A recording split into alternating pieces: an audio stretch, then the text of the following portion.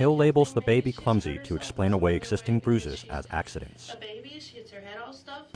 But I never thought that someone was beating on my child. You don't get it because she was my daughter. She slept. Describing the baby as sleeping like the dead suggests lethargy from head trauma. And I will always feel that pain that I didn't know to take her to the hospital. That was my baby, and I never would have put her in that position. I never would have left her to die. She was my everything, and I would have given my life for her. And you have no idea how badly that hurts me that I didn't take her. She claims she didn't know to seek help, using her job as an excuse for the delay. I feel terrible for that so much so that I can't even go back to work. You don't know what it's like. Don't act like you do, because I didn't forget about her. I spent the entire time trying to figure out whether or not she'd wake up. I asked people at work whether or not it was normal for babies to do that. That's what I did. Ask them at work. You can ask them. Ask Evelyn. I asked her, I said, is it normal for a baby to sleep like that? Because I thought she hit that stage of REM sleep. Her use of REM sleep is a pseudo-medical excuse for ignoring an unresponsive child.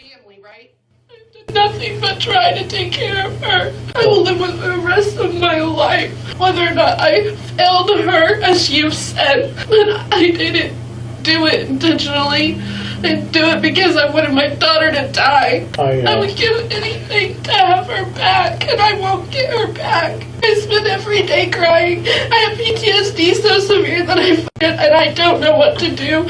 Counseling's supposed to help, and I'm not going to counseling because I don't think it will. I'm losing my mind. He was my one and only. I had a C-section. Hill shifts the focus to her own difficult pregnancy to gain sympathy. I don't allow her to have it anymore. They told her that they wanted her to abort Ellie, and she didn't do it because it was the only baby she could ever have. She risked her life having her. Only for her to die. It makes no sense to me. But if you say that you may never have answers, you can't do that. You can't never have answers, not for me, for Ellie. You can't. You cannot never have answers. That's not fair, because I can't move forward without her and without knowing what they did to my daughter. Anyone, they, human, person. She uses the word whoever to imply an outsider killed the child, despite being the primary caregiver. I don't understand why someone would hurt. I don't get why a baby, you know, her birthday would be next month. Her birthday would be the 25th, 5 days after mine. Her birthday, for her second birthday, I can't even celebrate her second birthday. I will never get to see my baby get married. I will never get to see her go to kindergarten. I didn't get Christmas with her. I cried all Christmas. I don't know how I am supposed to move forward without knowing what happened to her. I don't know how I didn't realize. I hate myself so much because I went to work. It's literally... DC estimates 6 days prior proves the abuse was visible long before she sought help. But there wasn't anything I could have done because... We had a report made, let me pull the actual date, a few days ago for mom, who is Cheyenne Hill.